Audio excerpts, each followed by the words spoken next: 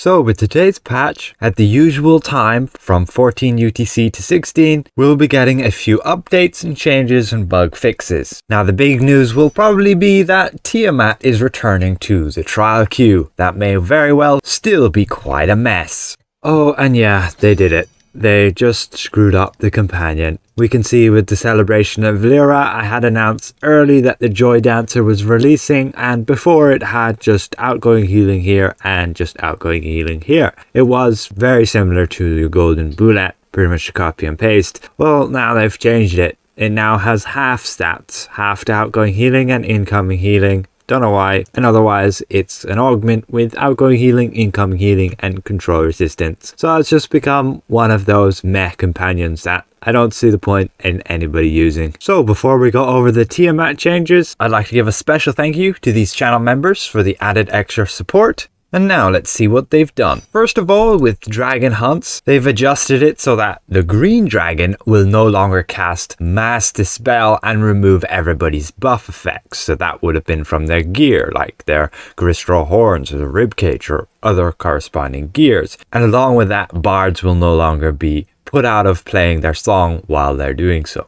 Otherwise, strands will now properly be able to be converted between the different types here. You may have noticed that the Verdant and Crackling were incorrectly being able to be traded with itself, and thus you would trade in 400 Verdant for 100 Verdant, and that was just a bit silly. So indeed, when we check the random trial queue, you can see Tiamat is now listed once again here. When Module 23 went live, this was listed straight away in the RTQ, and it turned out a lot more challenging than any public group could manage. Albeit, I did manage to get pretty far with a random group, but once we got to that claw phase, the other team royally screwed it up, as they didn't really know we needed to split up in two groups and kill the claws. Well, you'll be happy to note, with these changes to the normal version of Tiamat, you will no longer be required to defeat both the claws simultaneously, so you can do them one at a time. And to boot, there's actually a bug right now that Tiamat's aura, where you take damage over time while in this phase, you can see the damage ticks there, won't be working for this patch, so it will be easier than intended. Otherwise, an overall fix is that Severance Firewall, the thing you see just here to the left of us,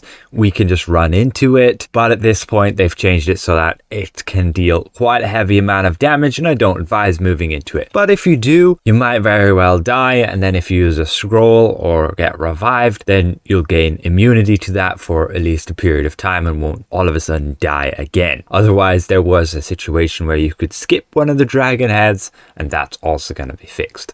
Overall, in that normal version, that is going into your RTQ, so that'll be a bit of a surprise to some people. The damage has been significantly reduced across the board, so it should just be easier to take all of those hits. Otherwise, when you fall off the arena, there are quite a few places that can happen, especially when you're fighting those dragon heads. They could push you off the side with the dragon breath. Well, you'll be happy to note in normal version, you'll respawn back in the more accessible location that your allies can then pick you up, so you won't have to rely on scrolls there. And otherwise, Severance Fireball, which in this normal version you really might not notice, but it just happens here. You can see it's over there and then explodes. That can knock you back, and it used to basically deal damage outside of that red area as well, so people were getting hit from it even though they weren't in the red, so that was a bit inconvenient. Otherwise, we have the different spell effects, and once you've gone and killed this first group of ads by the steps here, they should die pretty quickly.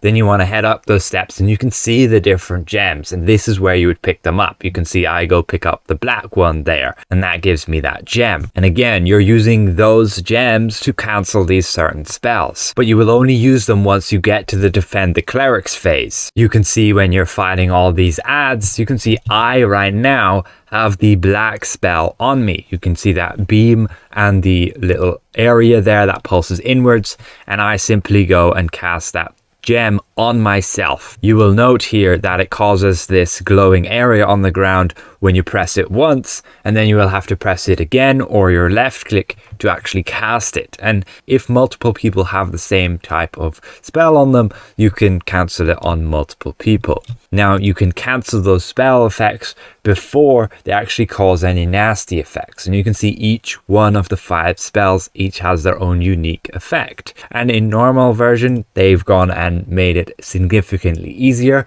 by the Vile Swarm, which you see from the black one, will only cause 3 areas down from 5. Otherwise, the HP of the mini bosses has been reduced by 25%. You'll be able to kill them much easier. In master version you don't kill them at all, and otherwise the warning period for spells has been increased to 5 seconds, up from 3. You can see that I have that in my sheet here, and I won't change it because this is mainly for master anyway. Those of you playing normal probably don't have to worry too much about those spells regardless, but with practice and time it can just become easier when people know what to do.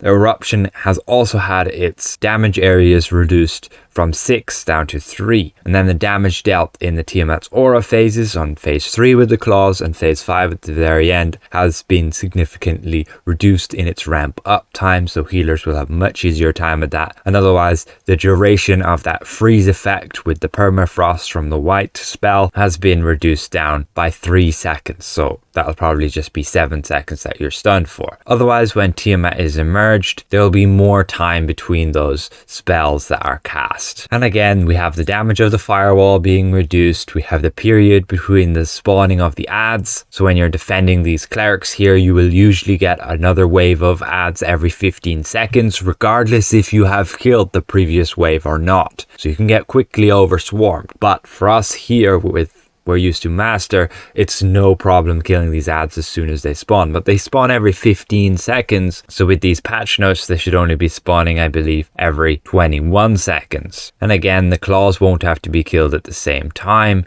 And the dragon souls, when you go into this very end phase, half of them won't get shattered like they will in master. You can see I still have my spell, and you will still get those spell effects. You can see the green ones being triggered there. And otherwise, in the master version, Tiamat will use the proper intended amount of spells, and again you still have that bug in normal that you won't receive damage over time during the claw phase. And so it should be significantly easier for a group to complete the Rise of Tiamat in a public group. Will it still be doable? Will it still be back like Demogorgon, people quitting as soon as they get it? Yes, that'll probably still be the case for quite some time, until maybe people actually get a hang of the certain mechanics. Again, I would highly recommend you go and watch my Tiamat in a nutshell video, and you'll get the flow of the fight displayed out there, along with just a few of the basic mechanics so you need to watch out for. I do recommend watching my in-depth version though, as that'll give you a much more in-depth explanation of those mechanics and how to counter them. But realistically, why would you bother even trying to complete Rise of Tiamat normal version? Well, because it's actually got some decent loot. It's got one of the best sets for healers, and it sells for a decent chunk, especially now it's dropping on its legendary variants and you won't even have to upgrade it. Otherwise, you can see the chest loot we were getting, and yeah, sure, it's nothing really special. You do get some rough astro diamonds, you do get some potions and scrolls against dragons to help you on your hunts,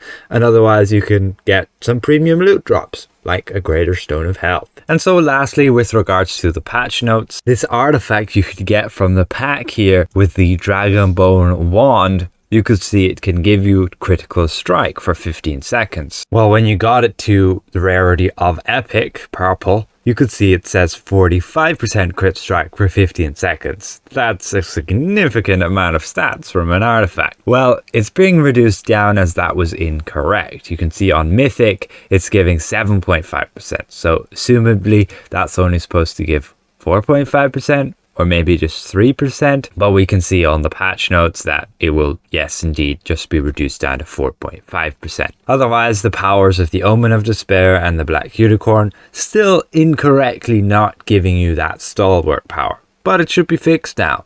Those of you who have been opening a bunch of Astral Lockboxes may have found that the Mystagogue was actually binding to account when you received it. Well, I don't know if they're going to retroactively fix this and unbind the ones that you have bound. It would be kind of a jerk move if they don't, but we shall see. Just let me guys know. Otherwise, the Sinister Shade armor can now properly be worn by bards, and you can see there was a fix to the Balgora and the Crystalline Warhorse being not account-wide claimable, but that should be fixed. And lastly, those of you on console with those Dragon Hunt modifiers, they should now be a little bit more user-friendly instead of just showing buttons that are like for a PC style interface. So overall, hopefully this was somewhat insightful to you guys, and good luck with normal Tiamat in the RTQ. Realistically though, you don't really have to run RTQ anymore. The dungeon queue and the skirmish queue give a significant amount of astral diamonds just between them. And even running the advanced dungeon queue is now a massive boost. That's over 50,000. That's over half of the amount you can refine daily. So again, I'd like to give a massive thank you to all of these channel members for helping me keep my channel going. And if I present this well, consider leaving the video a like. And if you're new around here, consider subscribing. We'll see you guys around. Goodbye for now.